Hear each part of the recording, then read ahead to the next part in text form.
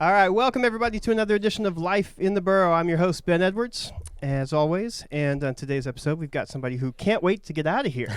Walked in and said, you got 50 minutes. That's all you get. So we'll see how long we can keep him today. Give or take. We've got a neighbor of mine, kind of. Right across the street from Cook's Main Stage is a Straight Up Chiropractic. And today we have with us Paul Queen. Yep. Thanks for being here, man. Oh, I'm looking forward to it. This is going to be fun. He is the, I'm new to this, but he's an old pro when it comes to podcasts. Yeah? Yeah, I wouldn't, one of my business coaches like, oh, you've already got a podcast. And I'm like, I wouldn't call What's Up Whitesboro quite a podcast. It's more of a diners, drive-in, and dives version a little bit, yeah. of what I do. But yeah. It's great, and it's so well shot. I mean, everything looks fantastic. You fantastic job with editing. You're a great host. You get the right information. It's exciting. We have fun. Mine is just boring. It's just talk, too long. What'd you say? It has to be the length of a drive? Length of a drive. People around here drive a long way, though. 50 minutes. 50 minutes, yeah. Yeah. Yeah, so I want to talk to you about the building. Yeah. And the complete redo that was. Downtown, Main Street, 200, is that right? 200? 200 East Main. 200 East Main. Yeah. Right across from Cook's and Caddy Corner from Past and Blast. Yeah. Yeah. Mm-hmm. Yeah. We had an event at the theater last week, and somebody insisted that it was Blast from the Past. Over and over. They insisted it. And about 12 people told them, no, it's definitely not called that. Yeah. They were sure it was called that. They weren't from here. And I want to talk about, you're the first person I've had on that could really explain to me some of the local reining horse industry. Because that's a term that I had never heard before we moved here. So I want to talk to you about that. Cool. And I want to talk to you about your business, of course. Yeah. And how you got started in that. Cool? Absolutely. Let's get it. Where do you want to start? Where do you want to start? Let's talk, well, what did you start? What were you into first? Your business, or were you into, I guess it's somewhat connected to an extent, right? For chiropractic or the horses? Yeah, for both. I mean, which did you come in contact with first? Horses. I grew up riding reining horses ever since I can remember. Where is this? I come from a little place called Carlsbad, New Mexico. Okay. Down in the southeast corner. And, it's right in the oil field. I always say it's a great place to be from. Yeah. But I still love my upbringing there, raised on a ranch, and, rode horses all my life. I learned how to ride horses from an old guy named Bob Curtis. And his son is Joe Curtis, who actually works down here at Kyle Tack, and he does all the silver work for Kyle Tack. And he and I are like brothers. We were raised in that little house during the summer, and we were right next to the airport. And because Carrizosa, New Mexico is about, maybe a third of what Whitesboro is here. Okay. And the airport light would go round and around, so the bedroom would be white, then it'd be green, then it'd be white, and then it'd be green, and it was right in the Malpais, which is, people are like, what is that? And that is the actual volcanic rock that come out of the area. The whole back side of Carrizosa is nothing but volcanic rock. And then you got Ruidoso on the other side, right, which is where all that, the fires happen every year and all the floods. But yeah, that's where I started in the horse world. So from when you were born, you started riding, how old were you? I still got a scar right here on the forehead when I was a little kid where I fell off a horse and busted my head open. Really? Yeah. So all your life, you've all my life. Do you remember a time when you didn't know how to ride? No. Wow. That's cool. No. And that's my mom, Yeah. She loves horses, and raised on a ranch. And so how do they end up on a ranch? How does that happen? Is it something that they intended to do, or was it happenstance? We had a farm and a ranch. Okay. We had a big alfalfa farm for years, and that, I raised alfalfa for years, and we had that and the ranch, and we had a bunch of cattle, and a lot of it came from my grandfather. His name was Victor Queen, and there's a little place in the Guadalupe Mountains called Queen, New Mexico, and that's where he was from. Really? Yeah, and he was raised with Billy the Kid, and his uncle ran around with Billy the Kid, It's a neat history in my That's family. awesome. Yeah. And you go up there at Queen, New Mexico, and it's still right in the middle of the mountains, and that's where they homesteaded. Really? And my grandpa he was a rancher, and I can still hear him in the cow pens hollering and screaming at the cows. And I can build fence, I can do it all. He taught me all. So you've got to start. I mean, so if you're riding and working at that point, it's in your blood. Yeah. You ever going to stop doing that? You ever going to stay? You're never going to be out of it completely? It'll always be part of me at some point in time. To what extent, I don't know. So But how is your involvement in that world changed over the years? Like, obviously, once you moved to Texas, did you move straight to this area? no. So I'm going to give you a lot of history about me that Okay. most people here don't know. For years, Mom and I were in the oil and gas industry in New Mexico. Okay. I went to New Mexico State University and graduated from New Mexico State with electrical engineering degree. My dad was killed in an accident when I was in school, and I went back and helped my mom. We ran the business for years, turned it into a small empire, and one day some people came along and said, we would like to buy your business, and Mom and I were like, can you give us 5 minutes to get our shit? Wow. 'Cause That's a At story. that time, we had about 80 something employees, 4 convenience stores, and we were an oil distributorship in southeast New Mexico. Um, and Mom moved here, and I moved to Lubbock because just for a change. And I ended up taking care of my mom here because she had knee surgery, and I had helped a friend of mine. He was a chiropractor in Lubbock, Right. and I drove by Parker University right down here in Dallas, and I turned in there. 6 months later, I was on a moving van headed to Dallas Okay. for my second career, going back to Parker, going back to chiropractic school at the age of 40. Wow. And it was tough. I'm like, I am not cut out for this anymore. So I assume she came to this area because of The horse world. the horse Yep. world here. And I wasn't riding at the time. She was in brood mares and doing all that stuff, doing cutting. She used to be a heck of a Say that again. Brood mare. mares. Explain that to me, wait. Brood mares. It's I'm from the city. it it's like a woman that has a baby. It's just a mare that they're your stock that reproduces. Gotcha. Okay. Yeah. All right. So we call them a brood mare, and Okay. she was into that big time. And when I came back after I graduated, I didn't show it all until I graduated from Parker, or I'll say I used to show a lot when I was little. Rodeoed, showed horses, did everything. Went to the World Show. We were Where were we? We were in Katy, and I had just graduated from Parker, and I had set my chiropractic table up in a friend's horse or little booth. She was selling hats, Colby Proctor, and I said, let me set my table up. That's how I got started, because all the horse people were like, oh, we know who you are, because I knew them anyway, Right. Right. and Were they like, you're doing what? yeah, What? well, they knew me. A lot of them knew me, but a lot of them didn't. Yeah. And we were loading up that last day. Mom had already showed my big stud horse, and it was hers at the time. And I said, hey, can I put Ben in this class? It's just a rookie class. I just want to play. So I borrowed a pair of chaps, borrowed some spurs and a hat because I didn't have one. And I went in there. I've showed horses all my life, and I won the dang class. And Mom said, well, I guess Ben's yours now. Oh, wow. Yeah. Wow. So tell me about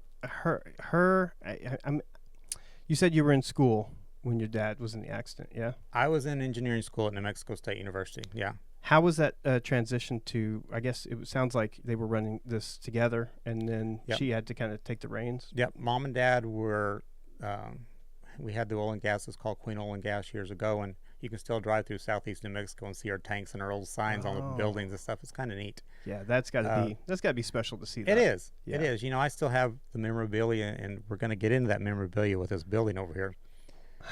But yeah, when Dad passed away, I dropped out of school and went back to help Mom. We had the farm and everything like that. And then I went back to school and finished my degree. Got out pretty quick. Graduated and came back, and Mom and I ran the business for That was in 1991, and we sold it in 2006. So quite a while. Quite a while. Yeah. Did it? Was it a focus on maintaining or continuing to grow? Oh, we grew up big time. Really? Yeah. Yeah. We didn't have the convenience stores. We didn't have that, and but when we sold it, we did.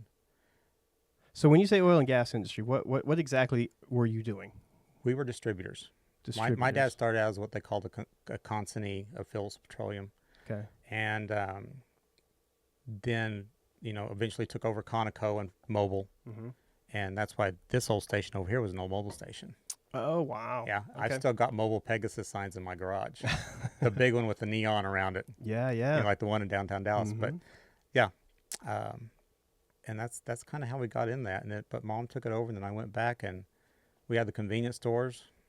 And we were distributors for all those oil products and gasoline and propane in southeast New Mexico. I think we were like the number 15 privately owned business in New Mexico at one time. So what year did this business get started? 1971. That's 1971. It's quite a ways back. Yeah. That's about the time you were born, yeah? I was born in 69. Okay. Yeah. I just recently learned a lot about how Standard Oil got broken up and how it ended up in all these different, like 12 different companies took over, and those had subsidiaries, and they ended up buying each other out over the years. And so Exxon and Mobil and Chevron and all these different ones they all have the same roots. They are all from the same family. Splits and mergers, And if you look, there was a movie, it was the Indians in Oklahoma, and I can't remember. It was just recently. Flowers of the Moon or something like that. Yeah, I'm aware of that. Okay. Yeah. If you watch that, there's an old Phillips 66 sign in that movie. What? Really? Yeah.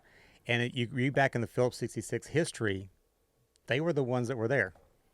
Okay. Yeah. That's interesting. It was kind of cool. So you continued to grow this from all through the 90s into the 2000s. Was there it sounds like there was no hesitation to sell. Mom and I were ready for a change. Yeah. Growing up in a little town, she grew up there. I grew up there. She was in the horse world, and we were just ready for a change. Yeah. And it happened, and here I am in Whitesboro, Texas. So she had to be aware of the horse industry here in Whitesboro. I mean, that's... Oh, she was over here all the time already before she moved here. Yeah. And so this was like an obvious location? Yeah, she was riding with a guy named Teddy Johnson, and he was in the cutting horse world, and he was right there in Gainesville, and he's since passed. But, she grew up learning from a bunch of the old ones like Jack Kyle with Kyle Tack down here. Mm-hmm. Marshall's uncle, he's Marshall's uncle, and he taught me a lot too. And he's one of the founders of AQHA and NRHA. He goes back that far, yeah. Dang. Yeah, I think his NRHA number was like 9 or something. I don't remember. So let's go super basic then. Yeah. Explain to me, because when we moved here, we'd heard of, there's racehorses, there's thoroughbreds. That's like Kentucky, This is the layman's understanding of horses. Yeah. Like, okay, if you're horse racing, it's a Kentucky thing, Tennessee, right? That area. Yep. We got here and everything was reining horses, and I had heard of cutting horses. Yeah. I understood that. And it's here too. But I didn't. I still don't know if I completely understand reining horses, and it's everywhere. It completely surrounds us. It's part of the huge culture here, and coming from the city, I feel like a fool half the time. But there's nobody to ever say, "Hey, explain this to me." So, will you explain it to us? Reining horses is a discipline. They're bred to stop and they're bred to spin. Just like cutting horses. They have what they call a cow about them. They know a cow. They can look at a cow and they can look and know where to go. Reining horses are the same way, but they know how to stop. They're bred to stop. Their conformation is built for that. So, the reining discipline, it's about doing a pattern, and it's how precise you can run that pattern. And, your stops, and it's all judged. We walk in the arena everyone walks in the arena with a score of 70. Unless you're a big time judge, and then you walk in with a 72, and we all walk in with a 70. Okay. But it's all about discipline. You go in there and you do your figure eights and your lead changes and your spins, and those spins have got to be shut off just exactly, where you're supposed to. And if you don't, you're minus a half, minus plus a half, whatever.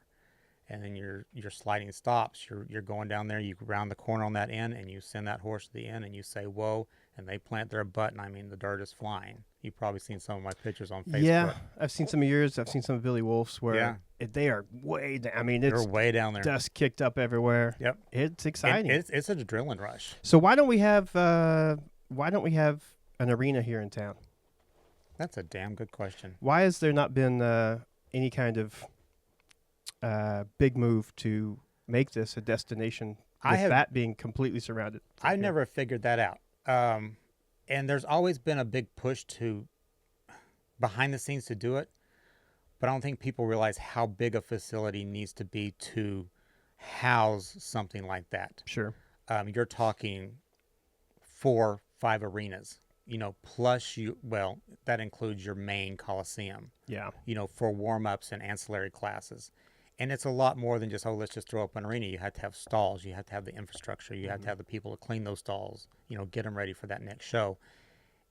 But we are right here in the middle. I mean, we travel to Oklahoma all the time. And I'm like, why isn't there something local? And I know some of the local people think, people won't haul in. But they do. These trainers don't want to drive back and forth to their, especially if it's a big show. Where are those other locations where there are contests? Yeah, the reining shows, the reining contests. Getting ready to go to one in the next week. It's in Tulsa.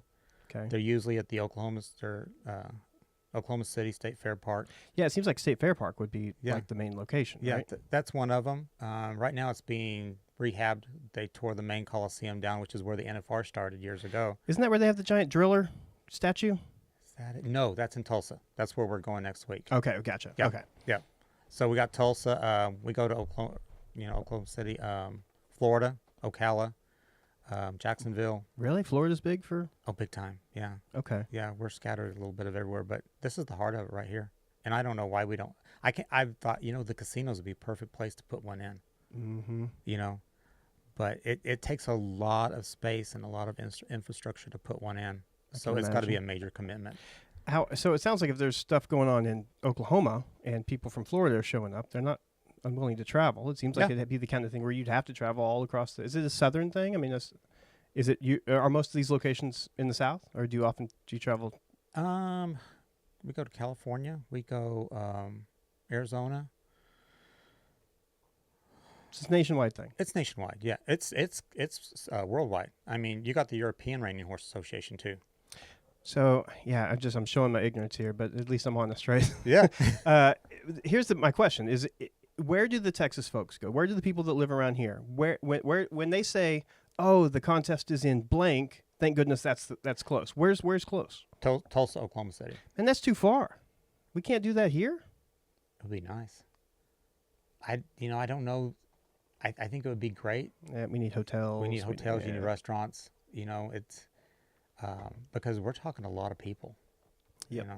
And the hotel situation it's more than just let's throw down a sure. But I mean, even in Dallas, I mean, we've got blank. Mine just went blank. Fort Worth, the stockyards in Fort Worth. Right. But it's just not set up. I mean, it's all concrete. The arenas are so far apart. It's just not set up well for that. But there's a couple shows that happen down there. They had one of the big Run for a Million shows down there recently. The big what? It's called Run for a Million. Oh, okay. It's Taylor Sheridan's big deal. So we went to Oklahoma City, or not Las Vegas last year with one of my mares for that. So that one right there. Oh, okay. Let's pull this up. You can leave that for now, but yeah. Can I show this? Yeah. How about this? Trying to think, where was that? There we go. That was in Jacksonville, Florida. This is awesome. Yeah. Or no, was that Ocala? Non-Pro Derby L1, L2, L3, L4 champion. Yep. Intermediate non-pro. What does all this mean? So non-pro, I'm not a professional. Like an amateur. I'm an amateur. Okay. Level 1, it's all about how much money you've won. All right. Oh, okay. I am no longer in any of those because of that year right there. I'm in level 4 only. Oh, okay. But just pretty much every derby I entered on that little mare, I won them all.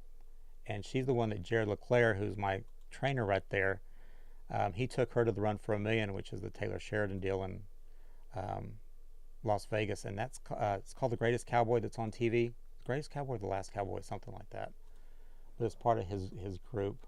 That's my stud horse right there. That's Ben. That's the one I was talking about. And that's Mike Berg. He's the one that trained him.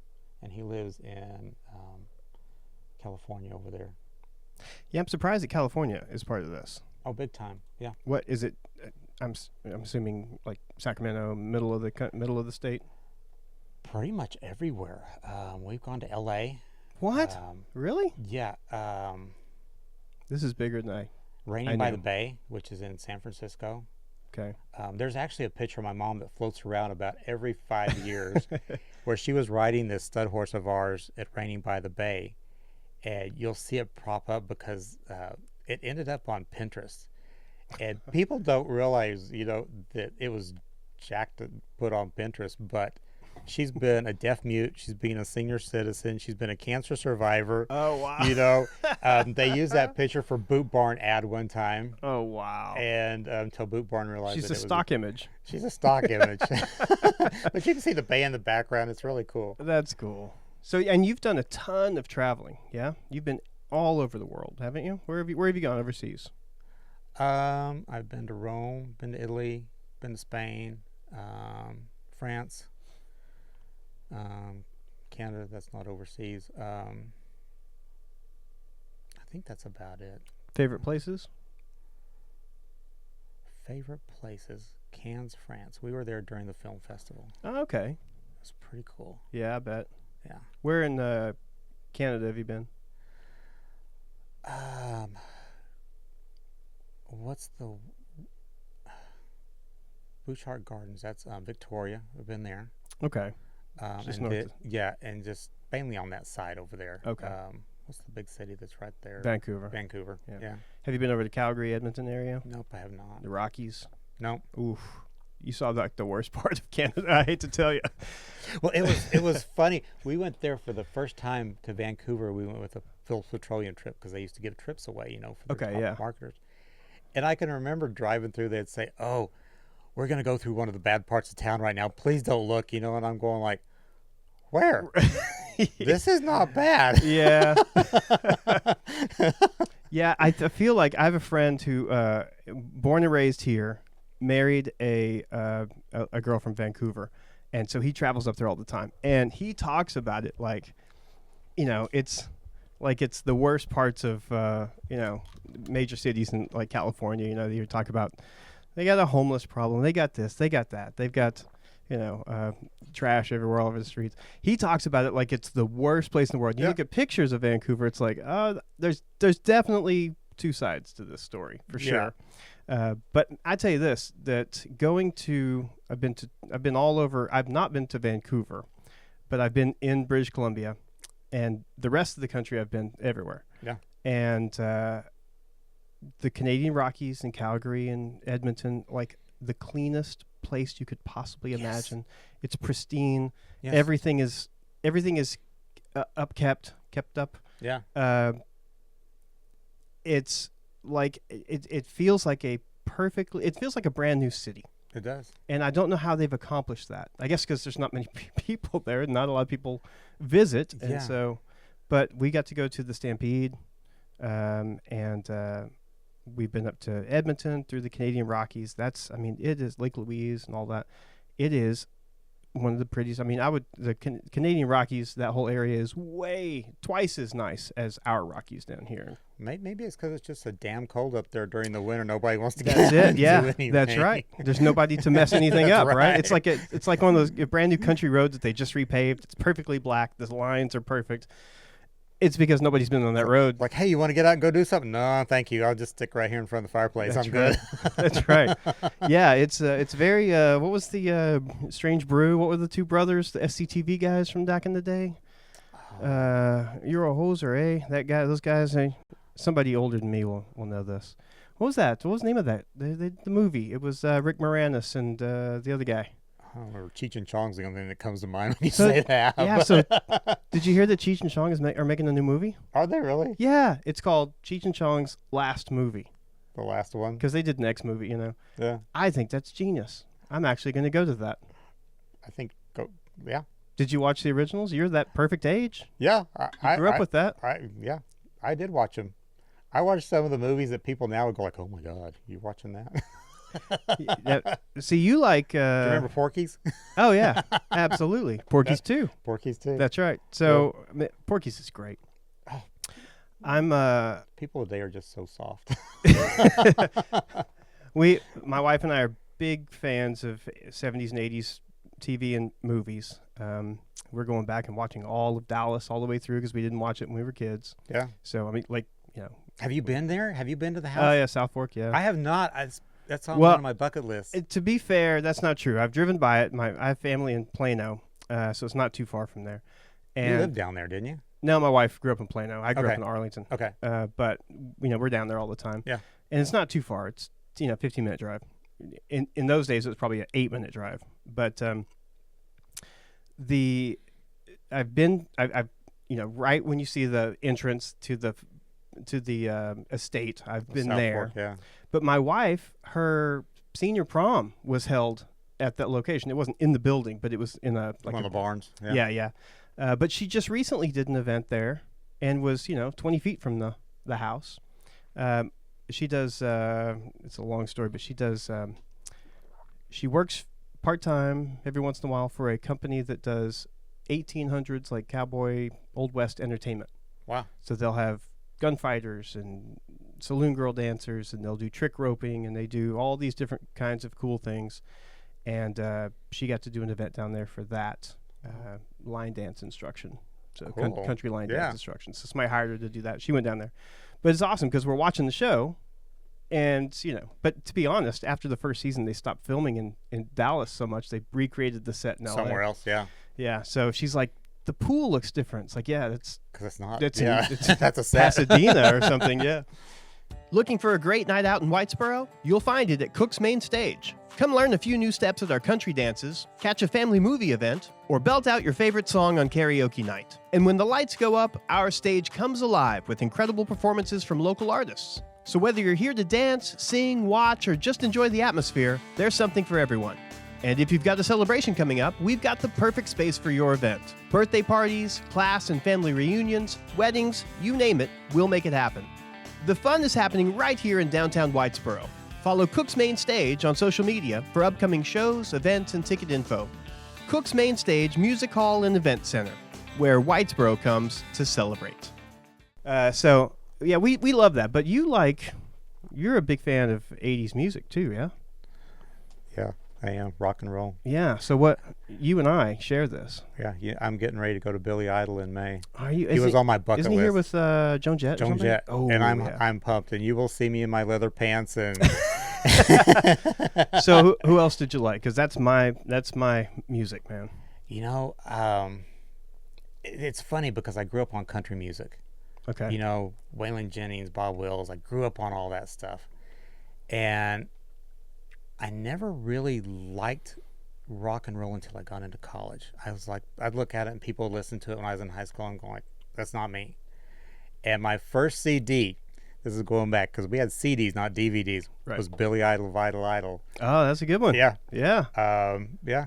And I've just always been drawn to that. And I guess I got started, one of my good friends that I worked with at New Mexico State University, her name was B. She grew up in Whitesboro, New York with the Shirelles. Okay. And people like that. And she introduced me to old rock and roll from the 50s. And when I left there, she gave me a box of CDs because her dad was in the restaurant business, and she would see the jukebox guys come, and she would get all the old jukebox records out of there, the little 45s. That's awesome. And I got original Elvis Presley's and all that stuff. She said, here, you'll appreciate this. Yeah, it's I grew up with that. You're talking about 80s music. I had two older brothers. One was really into like Boston and Journey and the late 70s, Eddie Money and that kind of stuff. And I love that. I grew up with that, Zeppelin stuff. And then the middle brother, who was only about 7 years older than me, he was into like heavy metal, glam rock, and Quiet Riot, Motley Crue, Twisted Sister, Van Halen, and I just Poison, Def Leppard, you name it, all of that. I know that stuff inside and out. That's what I listen to, and I don't care what year it is. Me too. And if you come in my office today, everybody comes and like, this is different.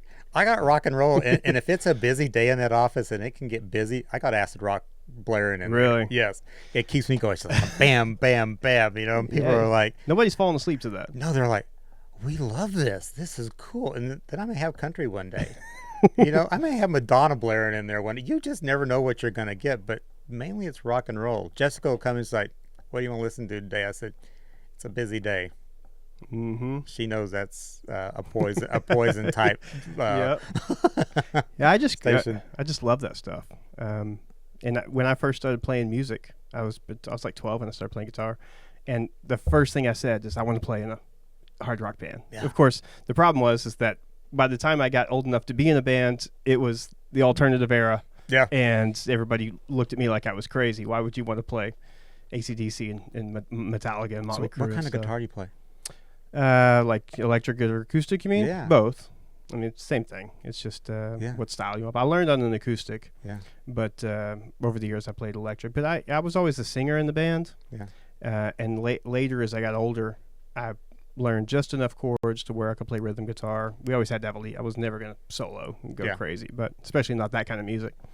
But I got good enough to where I could play and sing at the same time. So were you self-taught? Yeah. My brother taught me a few chords when I first started, but it's pretty much self-taught after that. It's fun. I tried to learn. I've got an acoustic guitar and I've got a Stratocaster that I never got because I moved and went to chiropractic school, but I always wanted to learn it, and I'm not musically inclined. And people in my office, I'll be working on somebody singing. I'm going like, I shouldn't be singing because I can't carry a tune in a bucket, or I got more keys than a janitor. But my guitar teacher, her name was Susan Gersanti in Lubbock when I lived in Lubbock, and she was amazing. And she would take a song of mine, and she would just, that I wanted to learn, she would just decode it, and say, this is a B flat, this is whatever, this is a D. And not long after I moved here, kind of a sad story, she got high and took a swan dive off a 8-story apartment building in Lubbock, and I was just so bummed because she was an amazing teacher. I mean, she knew all the Buddy Holly stuff, and she grew up in that era. And how old was she? Probably 60, 70. The one song she taught me to Really? Play was Hotel California. Yeah, well, that's not. It depends on.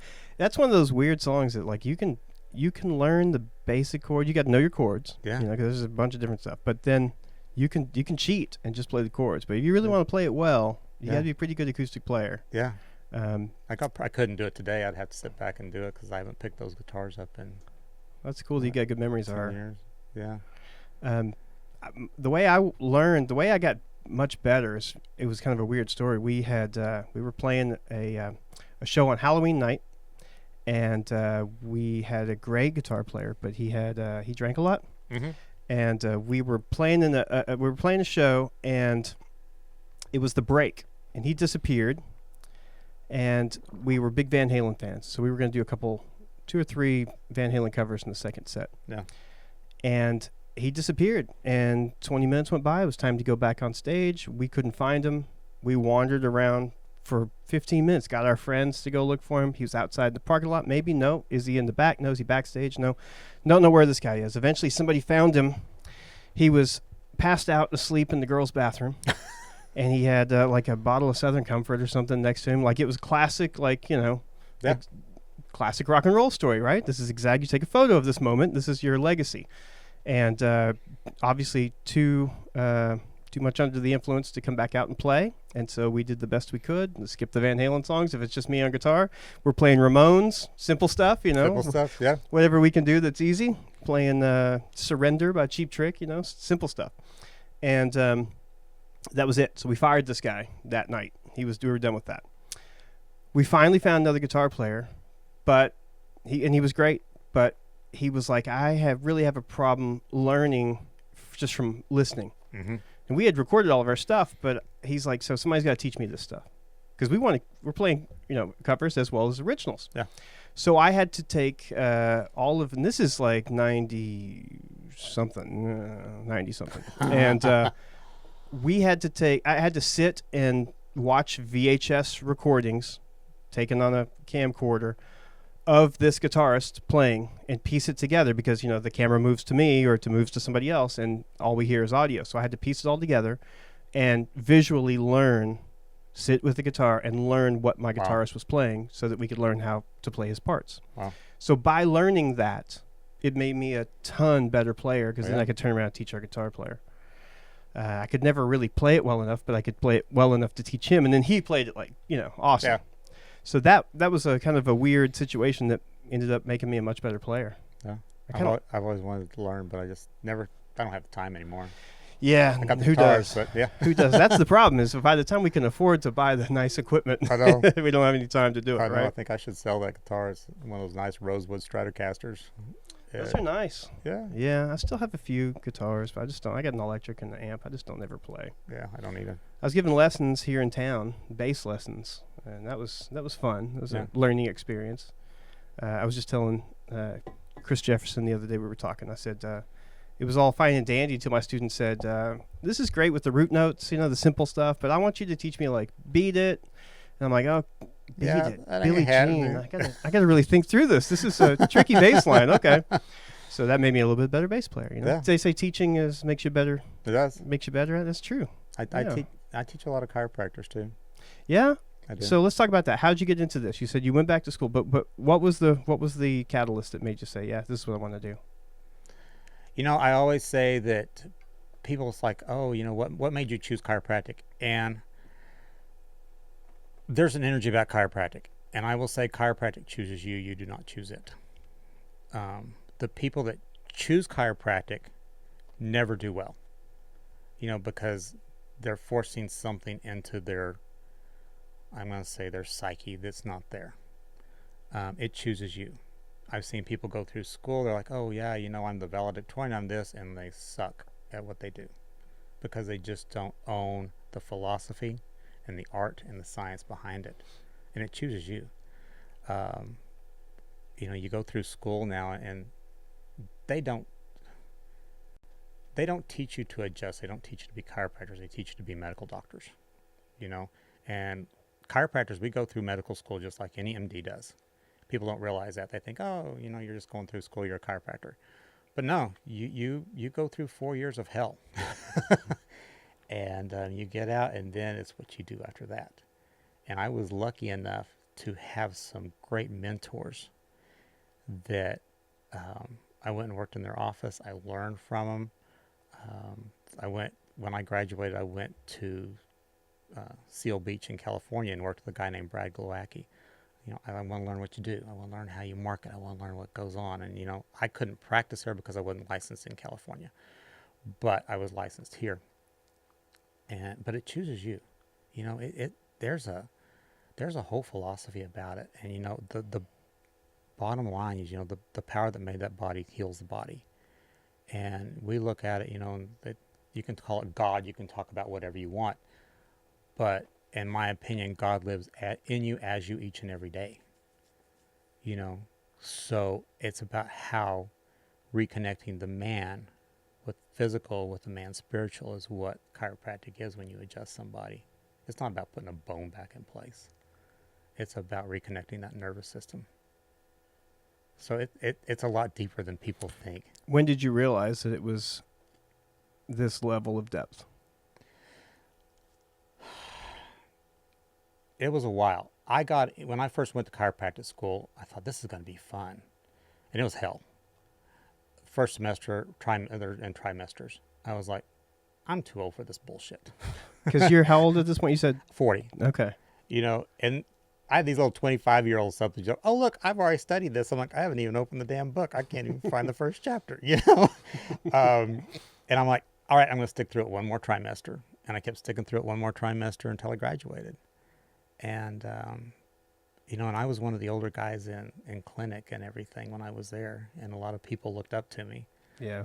And the clinic docs that were there, they didn't give me shit because they knew I knew how to give it back at them.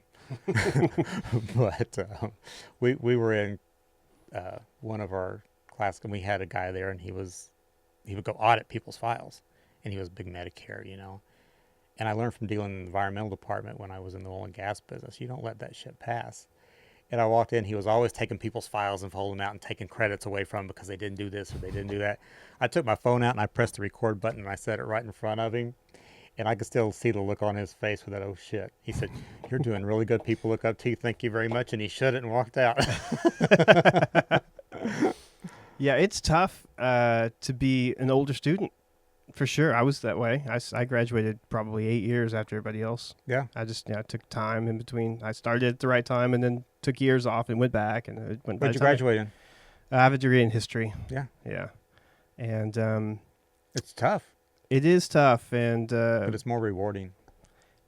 yeah, you definitely see through a lot of the BS of it. You know, You do? I remember my having professors who were just plain lazy. Mm-hmm. I had some fantastic, don't get me wrong, fantastic professors, but then there were some that were just plain lazy. I remember being this close to calling them out on it and being like, why can't you be here? I'm here. Why can't you be here? I'm paying you to be here. It's the art of keeping your mouth shut. Yeah, a little bit. But it was like the students that were 22 were like, You know where I'm coming from. and it's like, I didn't have a lot of patience for them, unfortunately. It's like education is wasted on the youth. It is. There's a lot that's wasted on the youth, let's be honest. I wasted a lot on the youth. Yeah. Okay, so when you get here to Whitesboro, you start your chiropractic business, but tell me your location, because this is interesting to me. Where'd you start? 2 places. Okay. I got in with a guy named Tony Ebel, and he was Epic Pediatrics, and I started in with him. And Epic Pediatrics is the pediatric part of chiropractic, which is all across the United States. When I first graduated, one of the first things I did was open up 1 day a week in the horse barn right here on Orchard Road. I was there 1 day a week. Okay. I built my business through referral, through all the cowboys and everybody that came in, the horse people. But I had a big practice in McKinney, where I dealt not only with, but mainly sensory autistic, just that spectrum kid all the time. And it was tough. I loved what I was doing, but it's tough because those parents come in and, they're like, "I want you to fix my child." And I'm like, Yeah. "I can't fix your child. Yeah. I can make your child function better in society, but I can't fix them." I said, "That's the big man's job upstairs." And, but it was a lot of fun. And then the pandemic hit. Right. And McKinney basically got shut down. I think you were down there probably. Were you still living in the city at that time? We had just moved up. We were here. We got here in July of 19. So 9 months later. Yeah. Yeah. So the people in Whitesboro, they were just pissed off because they couldn't go into Golden Chick and sit That's out. exactly right. They're like, "What?" Yeah. I think that was Laha, and I think that's going to be an upcoming guest on the show. Yeah. I'll ask him about that. Yeah. But McKinney got shut down. Oh yeah. And people ran for the hills, and my lease came due right during the pandemic. And my landlord came and said, "Hey, I need you to sign at least a 3-year commitment, and, we're going up on your lease." I'm like, "Dude, I don't even know what's going to happen tomorrow." Yeah. And, I pretty much gave him the big middle finger and said I'm shutting it down. And it was a lot of soul searching. Me and my horse trainer, we were at a horse show, and I don't think I slept that night for a week just trying to figure out what to do. And it's been the best thing. I moved up here, opened full time at the horse barn. Yep.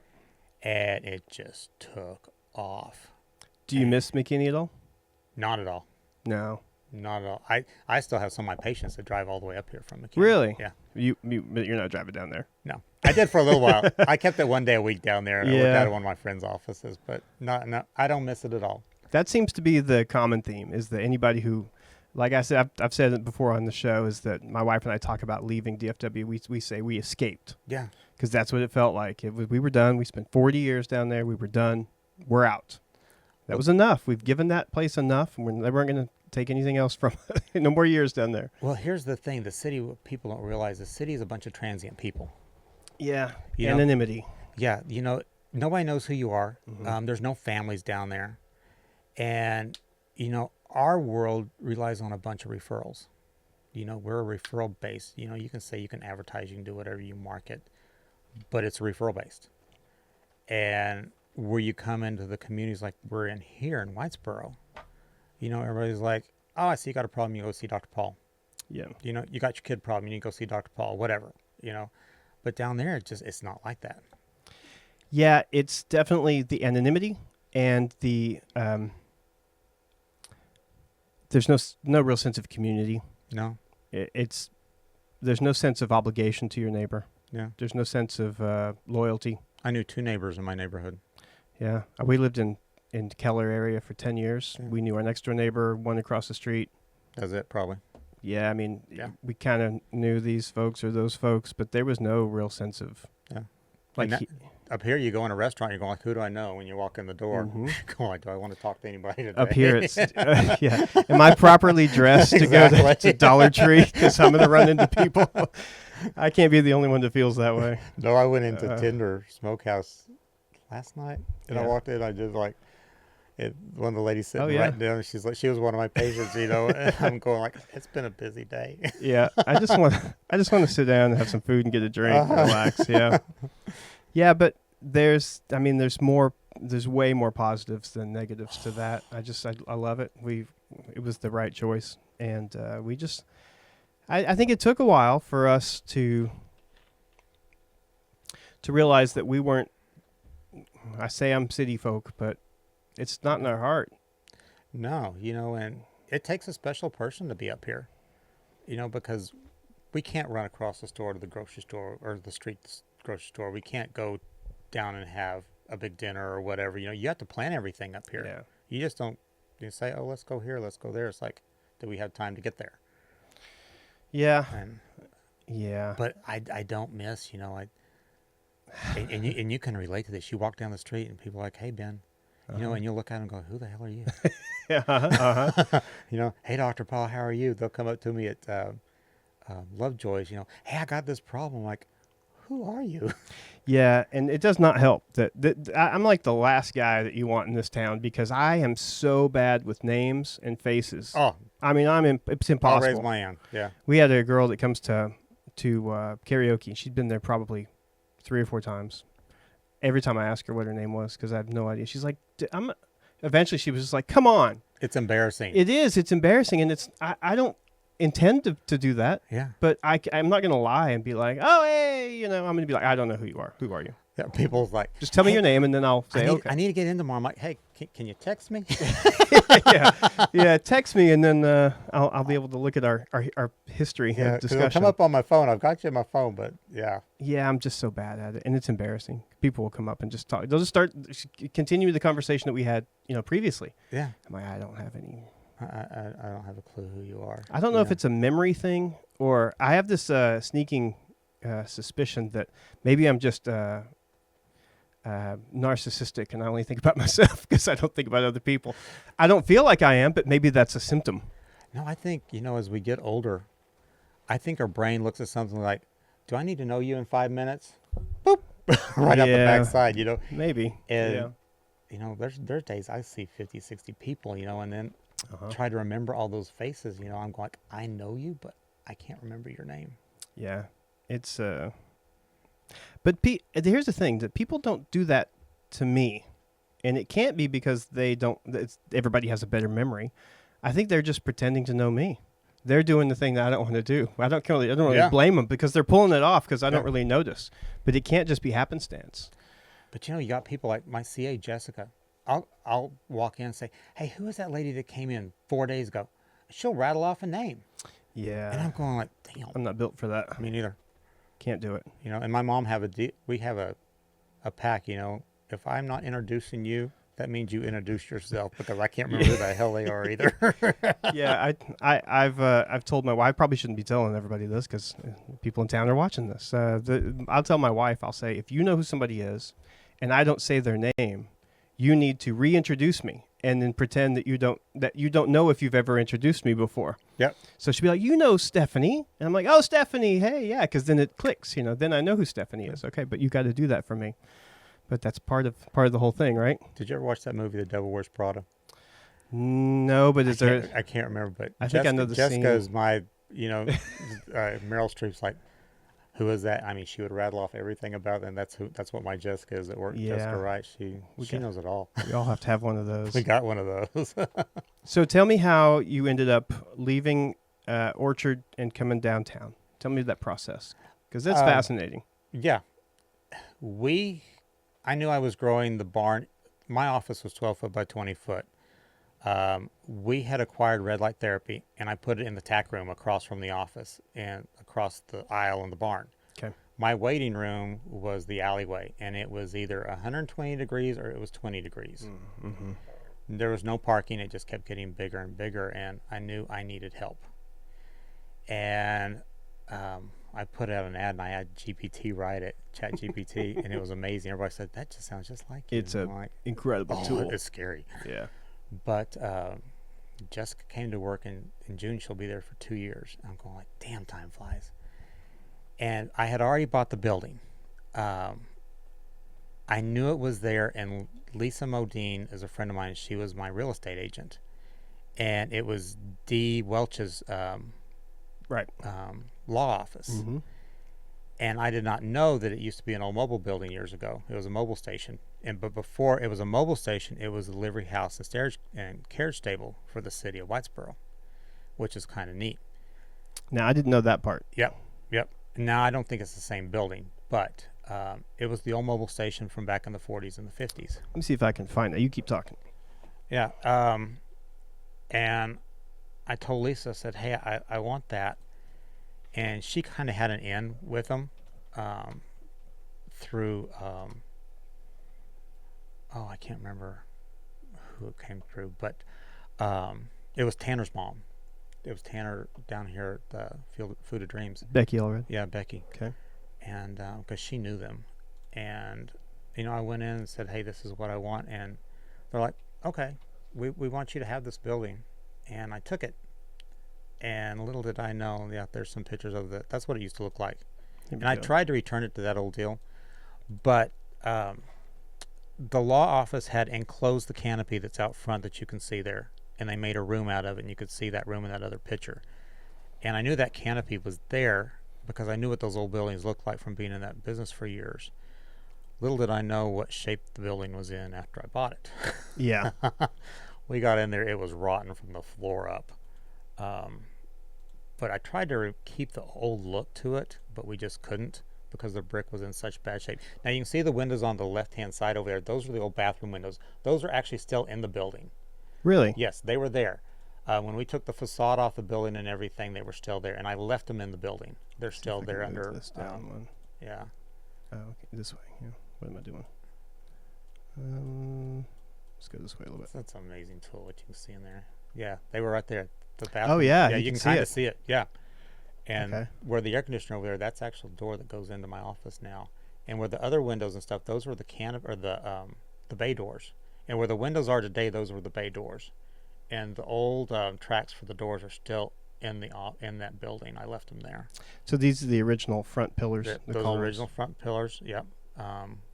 And when we pulled the cinder block out and we started pulling everything out, that canopy was held up by one 2x8 and one 2x4 on each side of it. I'm sitting there going, "You got to be kidding me!"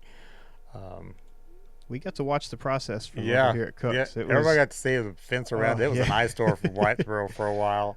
I remember What? we had a wedding come in, and they were standing outside, and they were just kind of looking over at it like, you kidding when's me? this going to be done? I know. Like, It was oh done my in time. God.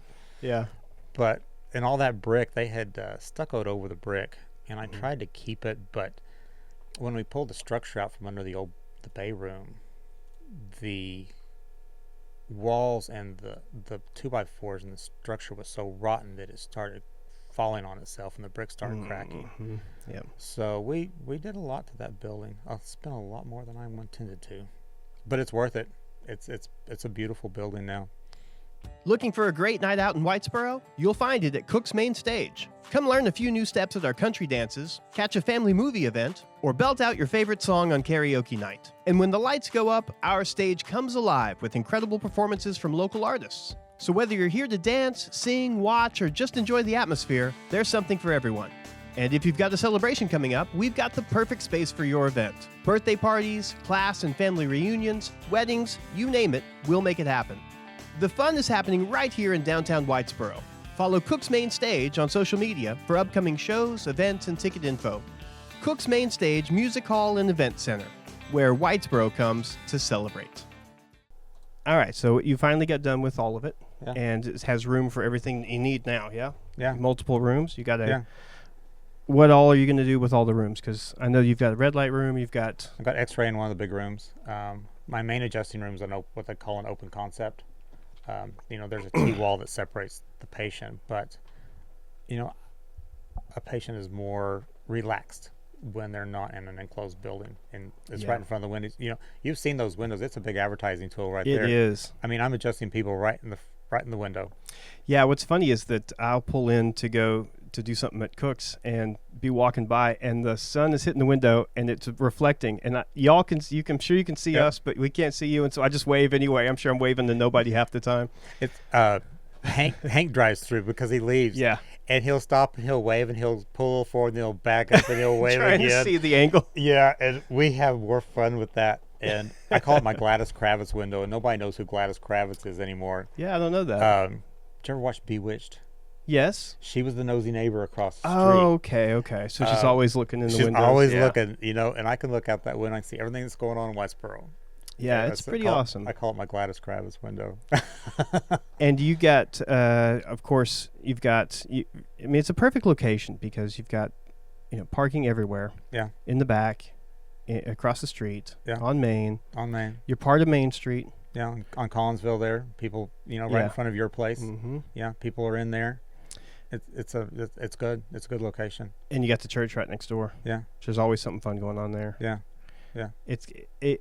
I was so happy with the fact that you have done a wonderful job at bringing that building, that even when it was serving a role as Welch's office, it's just an office building. I mean, it's not really a... People didn't realize the history of that in this town. And it's not a pull unless you need the service, Yeah. It didn't feel open. It didn't feel inviting. No. It was adequate. It did. It met a purpose. Yeah, adequate for what it was used for. I mean, it made sense for him. But then it just sat vacant for a while. And to be able to bring that back into being, a feeling of energy and community and making it more open, restoring it in a way that preserves it for many more years, and really expanding the feel of downtown. Instead of it stopping at Collinsville Street, now it extends, and now that connects the church, and that's a big sacrifice to have to make that helps the community. I love that. That's what I wanted. And a little bit of history behind the old building was the old blacksmith shop years ago. Yeah. When we were excavating back there, they just bulldozed in the whole blacksmith shop, and all the horseshoes and all the anvils and everything were still in the dirt. And we started pulling all that out of there. I looked through it. I threw most of it away, but liquor bottles, oh, wow. Everything was in there. You're going like, dang. Yeah. But there's a lot of history there, and the history is what makes our community. It is. And I look at the town, and I'm going like, people don't realize, and I was on the Main Street board. I was the director of Main Street in Carlsbad, New Mexico. That was my part-time job besides I worked with a chef and besides doing everything else. But people don't realize that downtown is the heart of your community. Mm-hmm. And they think, we want to go here, we want to go here, we want to develop over here. If you don't have a downtown community that's rocking, there's no cohesion. And I think people don't realize that. And, I was even talking to Phil, our director, and I did not realize that his dad's grocery store was right across the street from Lovejoy's over there. And he said he used to walk down there, and there's a lot of history in our stuff. And then I've got a patient that comes in. I was just talking to him. He's like, oh, well, the ice house set right here, and where City Hall is right now, that was the old meat market. He said people would go up and get their meat out of their locker or whatever. And then there was an actual service station where catty corner from that where what's the store that's got all the little Urban Junkie? Yes. Yep. There was an old gas station there at one time. that was not the original building was there. And yeah, he said that was a long time ago. But he said, you just walk through the old community, and I think we've got to preserve that. Yeah, it has. It's been a struggle. Yeah. To do that. That's something that's near and dear to my heart, and we got to promote each other. Yeah. The thing is that, and I've said it before, is that it's not about. Too often we have. It's like it's not a zero-sum game. It's not if I take from one, then the other has more. If this one has it all, Reagan had a great quote. He said, "You can't." Some people think that you can't see a fat man standing next to a thin man without thinking that it's the fat man's fault that the thin man's thin. Maybe it's not. Maybe he just didn't eat. Yeah. We don't have to. It doesn't have to be an either or. No. You can have both. You can have a thriving downtown that has its own unique personality and its own draw. Yeah. And then you can still have a different style of commerce on the interstate, the interstate or the highway. Yeah. We talk about how we're at a prime location with 3 major state highways converging. Yeah. 82 and 377, they're only going to grow. And I don't think people realize that the main road coming through Union Street is actually a highway. Right. People don't realize that. They're like, it's city. Oh, trust me. Yeah. Yeah. Yeah. When you're it's a blessing and a curse, because when your 2 main streets in town are not not controlled by the city, they're state highways, then TxDOT is responsible for it. Yep. That means good and bad. They get the credit when they redo it, and they get the blame when it goes bad. The city gets it. And I don't think people understand that. But then that's great, because you're not having to foot the bill for those repairs. Yeah. When that gets the majority of the blamed traffic. For it. Yeah. At the same time, though, you got to ask for permission to shut down Main Street to have a festival. I mean, it's really incredible that the amount of control that TxDOT and the state has over those 2 streets, and when there are main thoroughfares. And we have so much that goes down through there. Oh yeah. It's the Peanut Festival. We have everything. Mm-hmm. All the festivals. Yeah. And I think that's one thing that's neat about our community, is what we do here. And everybody tries to participate. We have a bunch of businesses here that do participate. We got a bunch that come from out of town. Mm-hmm. We have a large draw here, and you and I were talking about that earlier. But it's a neat town, and the people here are just so friendly. That's the thing, is that the heart of this town is the people, and they are good people. They are. They're here for the right reasons. They care about each other. They care about their neighbors. They care about the history of the town. They do. They do. I just, I look at towns that have really done a great job with their main streets, with the downtown district. And it serves a purpose that is not met by the businesses that you normally see along the highways. Right. Denison is a prime example. Yeah, and Denison's a lot of people. That's somewhat a controversial thing, because there are people on both sides of that they love the additions that they've made. They love the investment that they've made in their downtown sector, but they also there's a group of people who simply don't think that it's worth it. That the focus should be elsewhere. That there are problems where that money should go. Call them heel draggers. The NIMBYs, not in my backyard. Yeah. Yeah. I mean, it's one of those, just like I said, it doesn't have to be a zero-sum game. And it's the same with the argument. Both sides can be right to an extent. Yeah. I understand the need you can't put some of these businesses that want to come to our town downtown. No, they won't work. Yeah. We're not New York City, yeah, where everybody wants to be. You can walk down the street in New York City and there's a subway that's in a tiny little place because that's where they have to be if they want to be there. Yep. They have to fit the city. Well, we're not that. No. So they're going to go out on the highway, but it doesn't mean that you can't also focus on your downtown. And if we just abandon one for the other, either way, we're going to end up with just one. Yeah. One's going to slide off into nothing. But our downtown is just so unique. It's pretty. I wish somebody would spend some money on some of the buildings down there because they're starting to fall apart. Yeah. But we've got to start preserving some of that history. And I don't know, have you ever stepped foot, change the subject a little bit. Mm-hmm. Have you ever stepped foot in the old power plant? No, but it's cool. It's cool.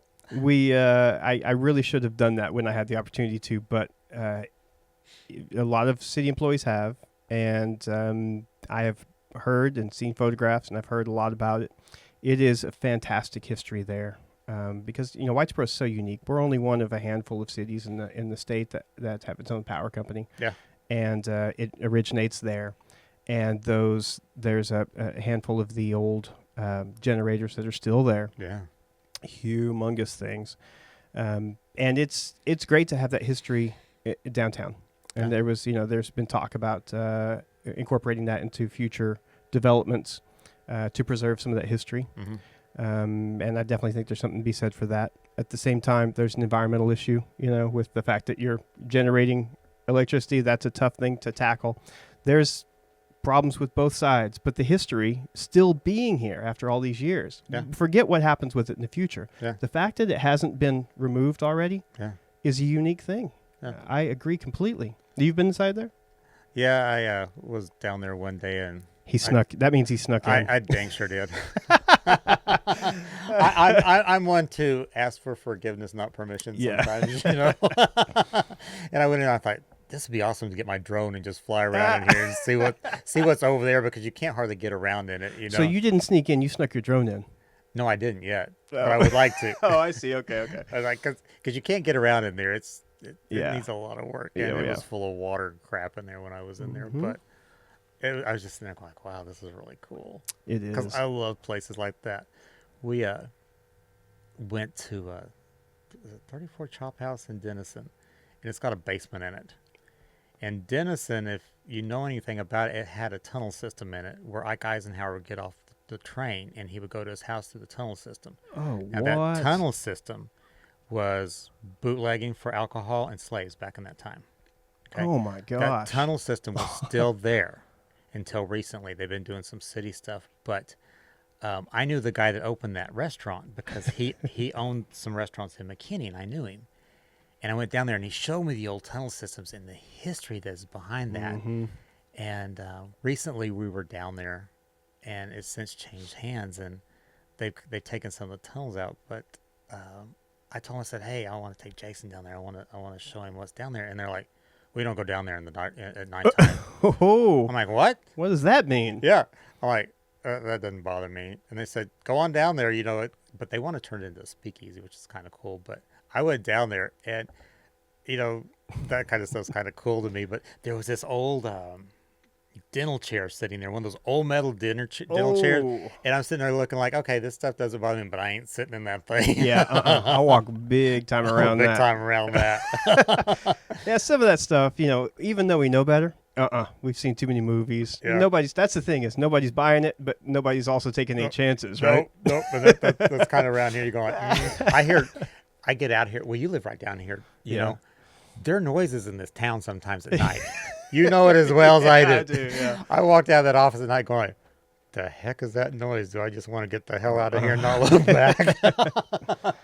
Yeah, that's funny you mentioned that. When I grew up in Arlington, there was a long-time legend about the tunnels that were. We had a Baptist university, which sounds so innocuous, but the Baptist university sat very close to where we used to have a horse race, Arlington Downs, Yeah.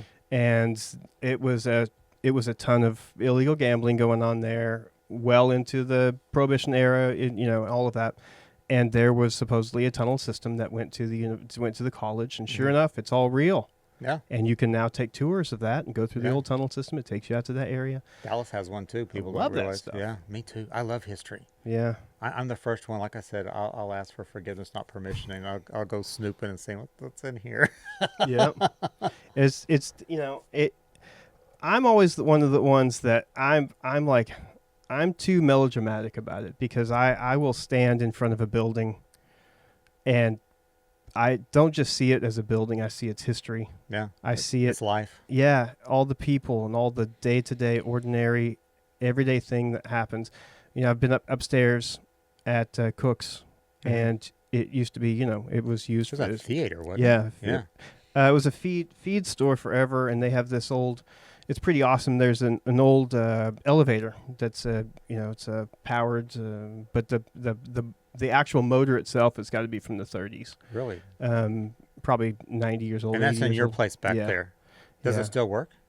I don't know if it still works. I mean, all the electronics are still there. It could Huh. probably be repaired if it doesn't work. But they would, load it downstairs. Like the stage Yeah. is the old loading dock. So Really? Yeah. trucks would back up Yeah. right to the stage. That was dinners. Yeah. And so we'll be up there, it's just storage, and we'll be up there, and it's just like this moment of realizing that there were years and years and years of people who came to work every day Yeah. and were up here all day long. Yeah. And I'm up here for, long enough to get Yeah. Christmas decorations down, Yeah. and yet people spent their lives up here, Yeah. their working lives. And that's the way I always see those histories. You go to some place, and I just think about all the people that step foot through here, and Oh. all the connections that people made here. Yeah. And I love that about this place. Yeah. My town, Arlington, is much like I saw that you had been out to the Tropicana, right? Did you see it fall? Is that what you did? No, I've got a good friend. I wish I was there.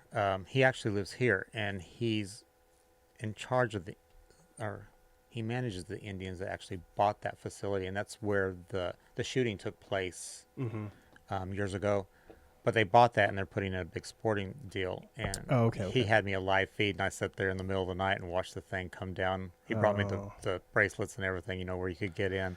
But yeah, the history. We were in Vegas. I'm not sure if I've told the story on here before, but we were in Vegas, and we just kind of we were on a big long road trip, and we just happened to end up in Vegas in the evening, and had to find a place to stay. And somebody said, well, why don't you find a place on the Strip? I bet you could stay at the Stardust for cheap. I was like, why? They're like, it's coming down next week. I was like, wait a minute, next week? Yeah. They were like, yeah. They're putting the detonator stuff on it on Saturday. And I'm like, I don't know about that. yeah. Sure enough, we got it for like, $70 or something. It was super cheap. We got to stay at the Stardust. I remember that hotel. And we checked in, and I was talking to the guy, and he said, you're staying in room so-and-so. It's the front desk. We're staying in room so-and-so. And I said, everybody stayed here. He goes, yeah. Sinatra had the room right above yours. Mm-hmm. And I was like, oh, I mean, to me, that's like incredible. I had to go up there and look at the door. I knew what my room number is, add a one. And so this is incredible. And I was like, I just can't believe that y'all would tear this down. Like, no, there's no hesitation with it. Like, why isn't there a move to save it? And he looked up, and it was like he's typing in all our information. The first time he looks up eye to eye, and he goes, this town has a short memory. And I thought, man, that means something, we don't have that here. That's the way Arlington was, where I grew up there. They tear down the stadium, as you know. They tear down the baseball stadium, build another one. 10 years later, they build another one. Yeah, I'm going, that one was just new not long ago. Everything about it is just, it's like this generation. It's just throw it away. Yeah, and, if you lose your history, you lose your identity, is what I say. And that's these little communities. I grew up in a little town called Loving, New Mexico, and it was the same way. The church is still there, everything's still there, the bar is still there, everything's still there. It's kind of a glimpse in the past. One of my favorite stories is two guys who were on a road trip across the country, and they were headed through Wyoming, middle of nowhere, some tiny little town, and one of the guys starts telling the story. This is where I was from. He's telling his buddy who's never been to the other guy's hometown. He's telling him all about this. And he's like, hey, pull in here. He pulled into a bar, and they got out, and he's walking up to the door. Now, he hasn't been to this place in 30-something years, He's an adult now. His kids are grown. He hasn't been here since he was a teenager. And as he's walking up to the door, he turns to his buddy and says, yeah, man, they banned me from this place back in the day. He opens the door and walks in. It takes about 3 steps, and the bartender looks up and says, get the hell out of here, Gary. You're not allowed in here. So the preserving the history is crucial. You're right. And more importantly is that people come here to shop, to spend time, people come to be part of this history. People come to my office today, and they're like, oh, we're going shopping right quick. And they'll go over to Cook's, and they'll go on down to the Leopard Antler and everything. They'll come back with these bags, I'm like, did you find something? Oh, yeah, we found this shirt down there. Yeah. But, with history, you still got to grow, and you got to figure out how the two, just like you said a minute ago, they have to go together. Yeah, I don't think it would take too much effort really to create an environment, a business environment here where both types of commerce can Yeah. successfully thrive. Yeah. It takes two different philosophies, Mm-hmm. and two different amounts of effort. But both benefit the community through options and having the citizens and those who come here to shop benefit through sales tax revenue. Yeah. Through somebody coming to shop here and then having an option to eat. Yeah. So it's a destination instead of just I'm going to run over pass there. through. Yeah. Yeah. I said a couple of years back that downtown should be a place that you drive to and not just drive through. Mm-hmm. And nothing against our downtown. I mean, it's thriving in itself. I'm friends with everybody down there, and I clearly am engaged in downtown. Nothing against it, but there are also some empty buildings, as there have been since we moved here, and it's a struggle to maintain. And those that have chosen to do that, like yourself, have really had to put a lot of effort and time and money and all of that into it, and patience. Yeah. But the end result is a better community. I just wish that we were able to help those who want to do that more than we do. And it takes all of us just doing one thing. Just do one thing. Just get out there and be somebody that does something. It's real easy to drive by and go like, oh, somebody should do that. Yeah. Yep. That somebody can be you. I like that. Yeah. It's that somebody can be you. Yeah. If you could snap your fingers and make downtown and make changes to downtown, no money, no, none of that, no time, it's done immediately. What would you like downtown to be? What's your vision? My vision from downtown, we laugh about this because Mom said you're going to be the mayor before long. I'm like, no, ma'am. No, ma'am. Being the Main Street director in Carlsbad, or I was the president of Main Street, not the director, correct that. I saw those people, they wanted to fix the lights to slow people down. And we're like, we just want to get through town, but you got to have a draw. And I always wanted a water park for kids. Kids are our future. I see kids come to my office now that are now graduating high school or have kids. And I'm going like, you were 10 3 weeks ago. Yeah. It feels like that for sure. Yeah. I would like to have a restaurant down here, that's open at night, that people can come down here and stay and shop around. Have a reason for those businesses that are down here to stay open past a certain time. Yep. Because as well as I do, 5 o'clock, gone. Mm-hmm. Monday down here is a ghost town. And I don't know where that came from. Let's close on Monday, I guess, because they work through Saturday. But they work through 2 days. And I get it. I'm closed 3 days a week now. So, but they did a nice job when they did the redo down there. I thought it was great. They got rid of having to have a step ladder to get out from out of the car into the sidewalk. Yep. But catapult. Yeah. Mm-hmm.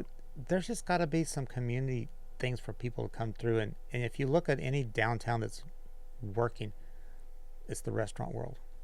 And the restaurant world sucks. It's one of the hardest things out there. Yep. I do a lot of hand holding and a lot of consulting with some of the people that are down there. I'm going like, you need this, you need that, because I used to be in the restaurant world. Mm-hmm. That's another thing you don't know about me. But one of my good friends, he was the head chef of the Houston Country Club. Oh, and I told him, that's a gig. He says, I want to learn how to cook. And he had a little restaurant there in Carlsbad because his wife was a pediatrician. He said, I can't pay you, but I'll teach you. And I'm like, done. I was down there every Friday and Saturday. We were cooking up a storm for that restaurant. That's awesome. But, it's, and at one time I had heard that, Babe's Chicken House wanted to come in here. And that's long before I was here. But that's when Dinners moved out. And I think that's what we need. offices, people like, oh, let's put our office down there. Offices don't bring people. That's I'm in and I'm out. But a water park, I think, would be amazing down here. One of those splash pads. I'm not talking Six Flags water park. Splash pad, something to bring the kids down here. Besides just riding their bicycles through and doing that, because I've seen that in a lot of communities. I think that would be good. But I think we all need to promote what's down there too. Yeah, it's tough with the offices, as you said. A lot of the buildings that are 2 stories traditionally have a commercial downstairs and either residential or office space upstairs. Yeah, and that's kind of a lot of those either weren't habitable or unusable because of their condition, or it was being used as an office downstairs. Like H&R Block and stuff like. And look, I'm glad that their businesses are being, but yeah, it's not ideal to bring people to downtown. You want a restaurant, you want to go shopping and eat, a place to spend your afternoon. Yeah. The majority of, let's be honest, the majority of the people that come downtown are women who drag their husbands or come themselves with a group and they'll go shopping. Yeah. Or we have men and women who go to Past and Blast. Yeah. Right. And so it's a good mix of people, and tons of people, both men and women, go to Lovejoy's, 56 Deli, and so on. But as you said, at 5 o'clock, that's it. Yeah. And I've asked the people downtown, why don't you stay open later? And they said, there's no reason. We can't be the only ones. No. And they've tried to stay open till 7 as a group, and it's just too hard to get people to come down there, The restaurants that are down there, 56 and all those, and Lovejoy's, they're a lunch place. They're not geared up for dinner. Right. And I know Donna's working on, doing some stuff. She wants to open up a little more for some dinner time. At Beggars. Yeah. Yeah. It needs to have a draw. I would have loved to have Tenders down there. I think that would have been amazing. Yeah, we've got 3 restaurants opening up within a month: Ranch 82 and Tender and Casa Jose. Yeah, I think that's the name of it, Casa Jose. Yeah, that's down there. Yeah. I got to look and see if that's actually in city limits or if that's right outside. It's across from Lucky Stop, which is in city limits, but I'm not sure. I don't know where exactly it is on the other side of the street. But that's 3 that are great. I love having options. Yeah. But again, all 3 on the highway. Yeah. But Maxwell's has been trying to open forever. It's been years now, and I wish them the best. I don't know. I like the family a lot. I just haven't seen them down here in a while. It's like they're just gone. I don't know what's going on with that. Well, I can tell you, redoing an old building downtown, these old buildings, and trying to meet the ADA requirements and the federal rules and the state rules is a pain in the roll. You know what? It's like, oh, you need this. I'm like, I can't move the plumbing there. The ADA rules are I got it. They are nearly impossible to. The cost is just. I understand the need for it, but the cost is so preventative. Yeah, it's just unbelievable. It's prohibitively expensive. We had the guy come in here. He said, "Oh, your toilet's 2 inches too far from the wall."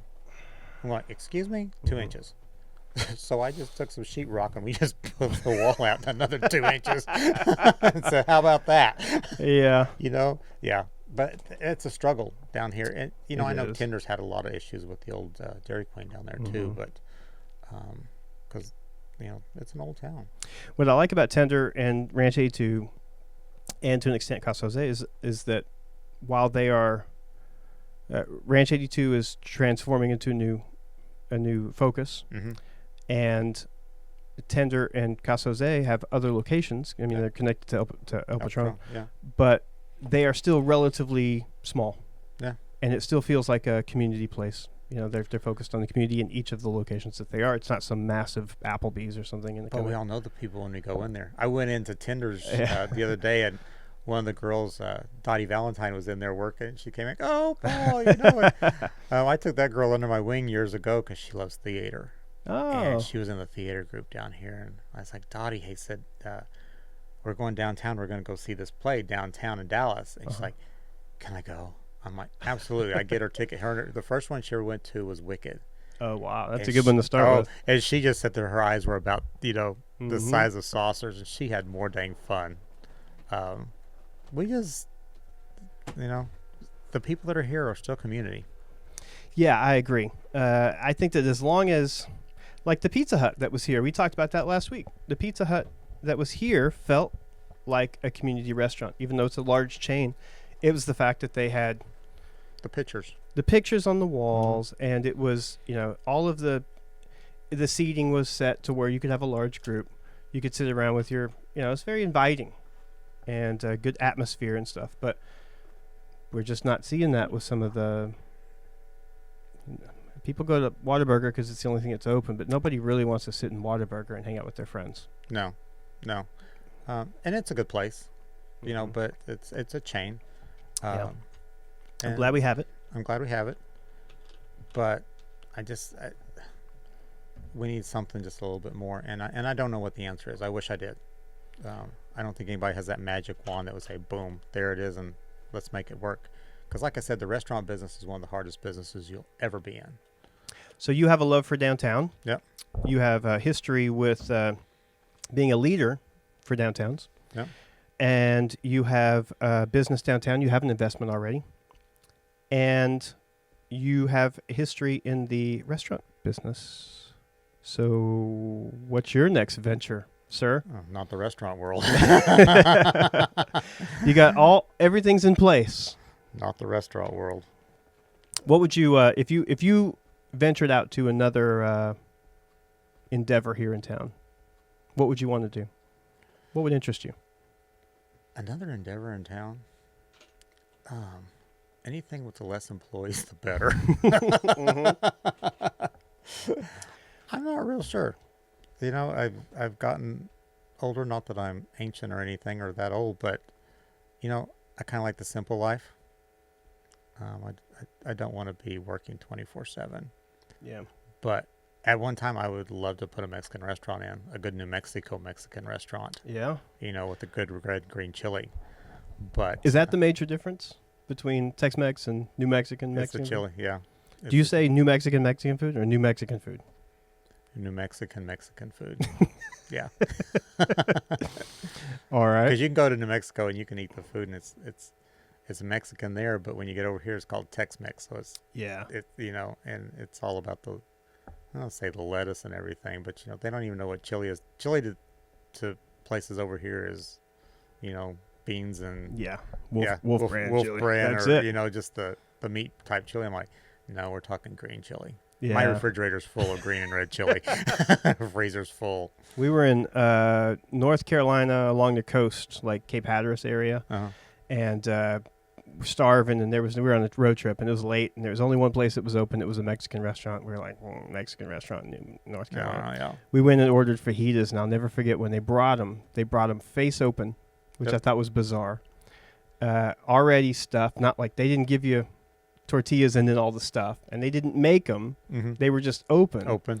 And the main vegetable was steamed broccoli. Yeah, that's where I would have said, thank you, I'm out. I took a bunch of photos and sent a bunch of photos to friends, I tell you that. Yeah, it's a totally different world. And now so do you have any roots still in New Mexico? You still have connections out there? I do. I still have a lot of connections, a lot of family out there. Not so much anymore that I come to think of it, but we still have property out there. We still have the ranch. We still have our ranches out there. Oh, okay. It's not much of a ranch anymore. It's oil field now, I wish we owned all the mineral rights under it, but another company does. My grandpa years ago, he could have bought the mineral rights under that thing for 25 cents an acre, but he's like, what the hell does anybody need with mineral rights? I got water, And yeah. It's like investing in Bitcoin, right? That's right. Yeah, who can see? Nobody knew. Nobody needed that stuff, But the old homestead's still there and everything. But that's the important part, right? Yeah, haven't been up there in a long time. We don't own any of it anymore. It's a lot of us forced, and But we still have the ranch down there and part of the old farm. For a long time, we would import alfalfa into here from the ranch or for the farm, and sell it. But that got to be too much. I'm like, I don't want to deal with that.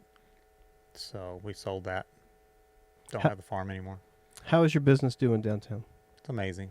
I love what I do. You always look busy. It's amazing. I love what I do. And, people today, they have 3 questions. They want to know, number 1, can you help me? Number 2, do you care about me? And number 3, do you respect me? You know, and if you have all three of those, people will keep coming back. And, you know, I was raised, my dad raised me. You treat people the way you want to be treated. And if you see an opportunity to make someone else successful, whether it's a kid or whoever, you do your damnedest to make them do that. You know, and that's always been, and you can tell a little bit about me. I've still got that in me. You know, through my What's Up Whitesboro stuff. Yep. But you know, if you're successful, I'm successful. You know, and I think that's something I think a lot of people have missed in today's world is treat each other like you want to be treated. You know, we all have prejudice against this or prejudice against that. But who gives a damn? We're just humans. We're all here for a purpose in a short time.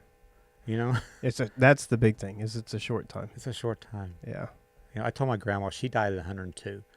I said, Grandma, I said, I want to live as long as you do. She said, no, you don't. Oh, yeah. There's got to be something to that for sure. So no, you don't.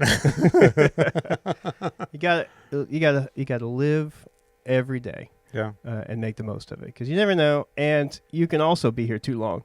You know, you can be like, oh, okay, my back is really hurting. Come see me. Let's not live. Yeah. So I tell people, I'm like, see that softball I set up for you? Yeah. I'm like, I tell people, like, you got to live in this body the rest of your life. Be nice to it. Yeah. You know, you can't move out and get something new. That's the problem with our generation, though. We screwed ourselves up a lot. We were out doing some crazy stuff in the day. The older I get up in the morning, like, damn.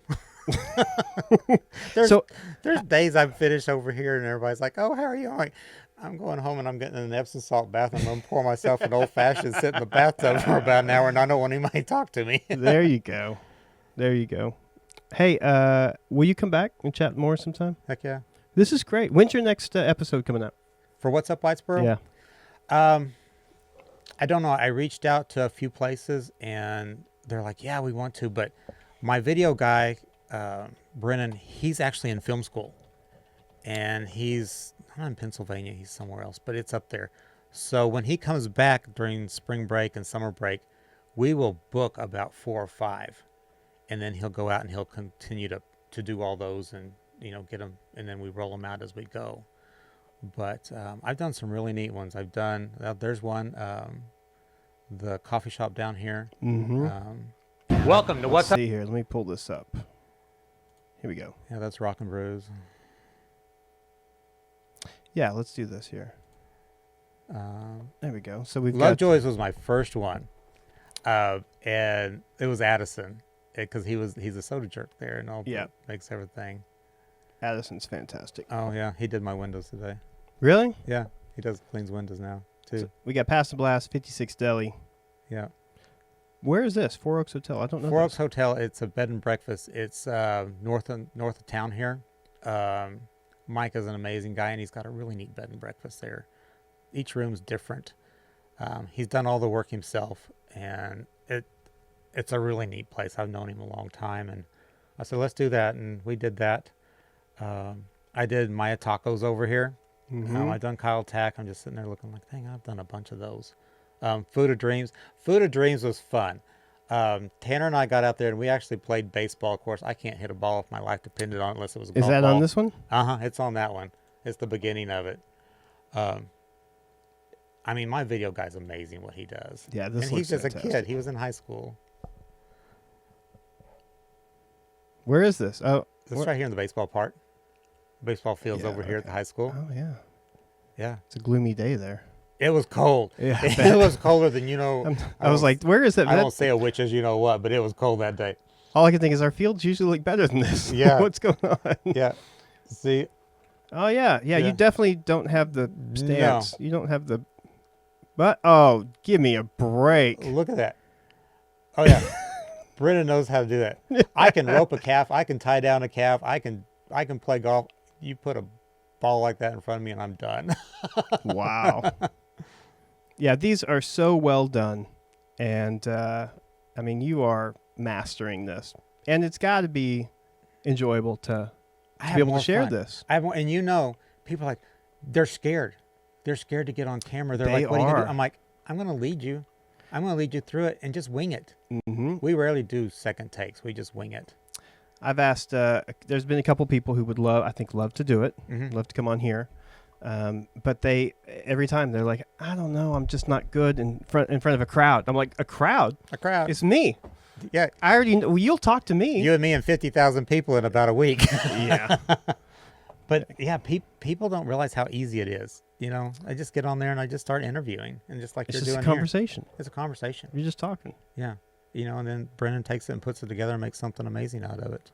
Now, where did you post that video a couple months back? Was that on your personal page? I don't know which one. The you're one talking from about. downtown, the one that you shot downtown. Yeah, this video. I loved this video. It spoke to me, Paul. It spoke to you. Yeah, and this is just. And I wrote that in about 5 minutes too. Did AI write this for you? Be No, honest. I did that. It did a little bit of it. it Yeah, corrected I things. wrote it, but I said, ChatGPT fluffed this up a little bit. Yeah. All right, let's watch this. This says your philosophy perfectly. It is. I mean, I love this. What's up, Whitesboro? Hey, this is Dr. Paul with Straight Up Chiropractic. And a lot of times I get asked, what is What's Up Whitesboro and why do you do it? See, many years when I grew up in a small town community, I was introduced into the world of small business entrepreneurship. My mom and I and my dad were in the gasoline business for over 20 years. So I think that's part of the reason of what drew me to the old gas station here in town and what I There's my redid history. into my new office. I also used to help one of the local chefs in our community. I was a sous chef at night. And that's kind of the reason I turned this into a little bit, parts of it into a drive-in, diner, and dives type video for the local community and what we have to offer as far as food. What's Up Whitesboro was born out of a deep commitment to our community, with the belief that when small businesses thrive, our entire community prospers. Each business is a thread in the fabric of our community, and by supporting one another, we weave a stronger, more resilient community. We all depend on each other, and with What's Up Whitesboro, I hope to ensure that no thread is left behind. Together, we're not just surviving, we are thriving. So if each of these episodes come out, share the heck out of them. Let's promote our community of Whitesboro. I love that. Wow, Brennan's done some work on that since I published it, because some of those videos weren't done when we first did that.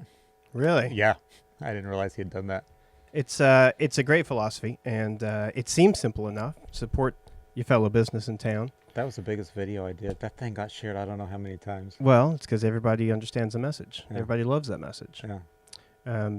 You know, whether it's a small business, whether it's somebody that's just starting out, some home-based business that delivers a great product or great service. Yeah. To Dennard's, the biggest Yeah. business in town. Yeah.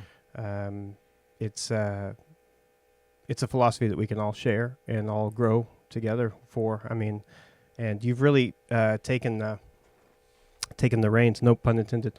You've taken the reins on this, and you're being here and being part of downtown, as well as just forget downtown, just the business community here. Yeah. The investment and the time and the effort and the philosophy and all those things have made you into a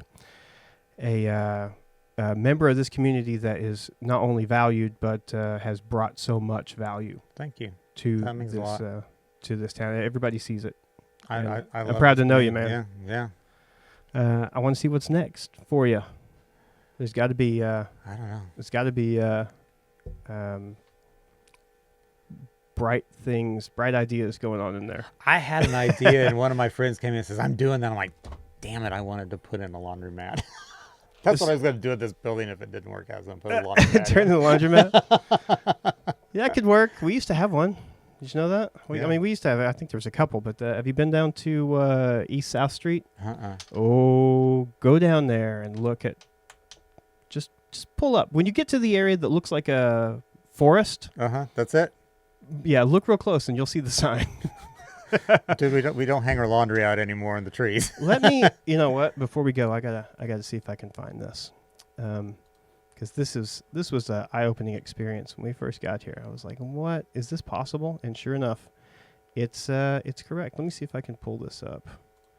Here's There's okay. some history behind that wall. I don't know what it is. Yeah, check this out. So I'll bring this up. So this is East South Street here in Whitesboro. Your regular houses, no big deal. It's a regular street, and then there's this. And I don't know if you can see. Right here's a yellow sign.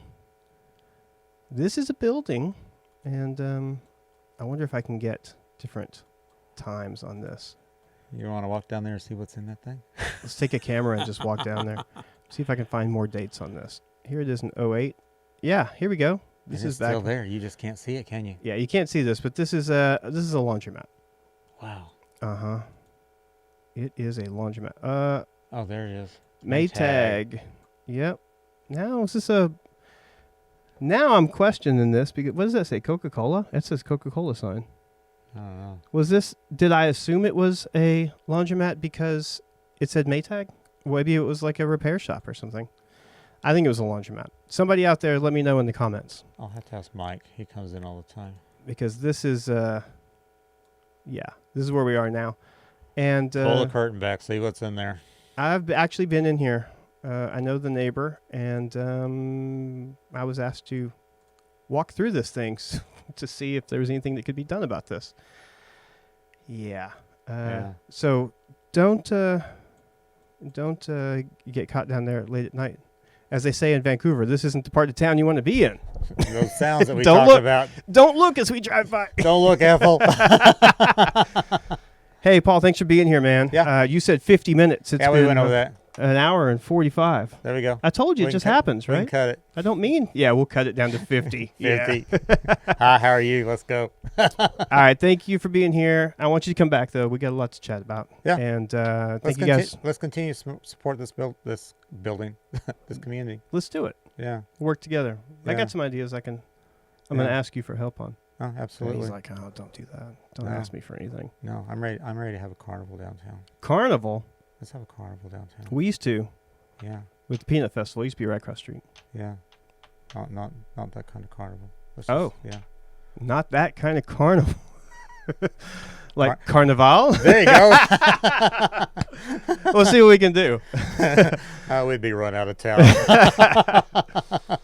Hey, thank you guys for watching another episode of Life in the Borough. Please take a moment to... Oh, wait, I got a new button. Let's see if I can... How about... Oh, it doesn't... Oh, wait, hold on. Wait for it. There it is, over there. Subscribe. Yeah, subscribe. If you haven't subscribed, please do so. Follow us on Facebook as well as X. And I guess I have to get on TikTok. I don't know how long that's... But everybody's telling me I got to get on TikTok. I'm too old for That's the that. end thing now. It's the in thing. It's I'm the going to in reach the thing. young crowd. For right? a little bit. You don't know when it's Well. going to be there and when it's not. It's like every 90 days we get another 90 days. Oh my God. I'm Something so like sick that. of that shit. I just stop. The YouTube, though, follow me on YouTube, please, and watch every episode. And you can listen to these episodes audio only on all of your podcast, Apple and Amazon and all of that stuff, too. So check us out and tell your friends. And thanks for watching another episode of Life in the Borough, because, as we know, life is... Life is better in the borough. You got it. All right, thanks, guys.